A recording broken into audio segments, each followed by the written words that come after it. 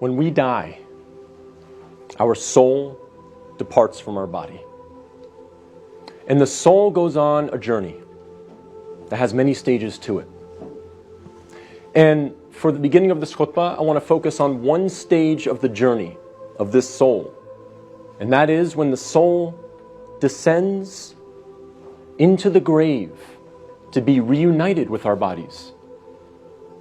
And when the soul is coming down, it witnesses the janazah, the funeral. And your body is laying there on the ground, wrapped up, getting ready to be buried. And you're descending and you're seeing this, and you're hearing it, you're experiencing it. And when the people then take your body and place it in the grave, your soul descends in there, into the grave, to be reunited with your body.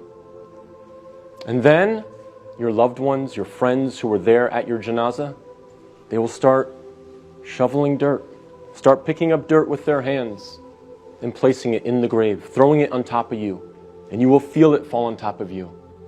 And they will do this until you are completely covered up. And you will be there in the grave, covered up, and you will have consciousness. You will be alive. Not physically, obviously, but your soul will experience this.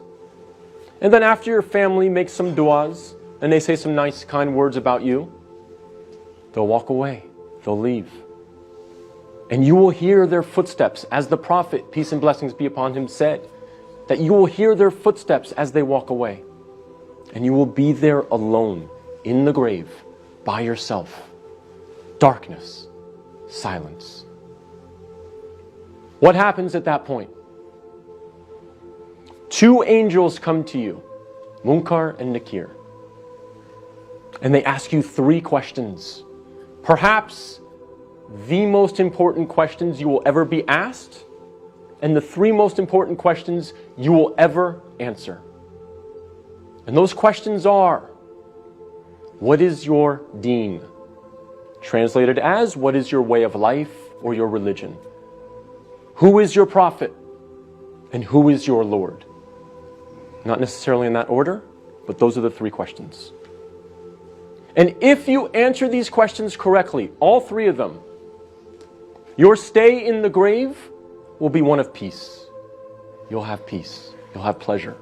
Until the day of judgment, when the horn is sounded, and you are raised up out of your grave. So during that time, if you answer these questions correctly, you will have peace. But if you don't answer these questions correctly, all three of them, your stay in the grave will be full of pain. So we must answer these questions correctly. But here's the problem. A lot of us say to ourselves at this point, I'm good because I'm a Muslim and I know the answers to these questions and I'll answer them correctly. This is a problem. This is called being overconfident. Because, as many of the scholars say, the answer is not given with your tongue. The answer is not given with your brain. The answer is given with your heart. What is in your heart will come out at that moment.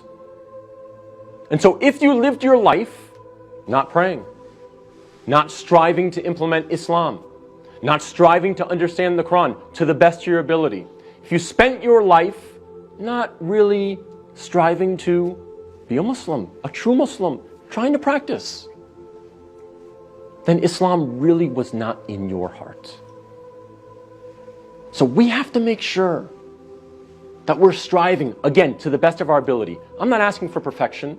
I'm not asking for scholars. I'm not asking for you to be of the best character like the Prophet, peace be upon him, but we must strive for it.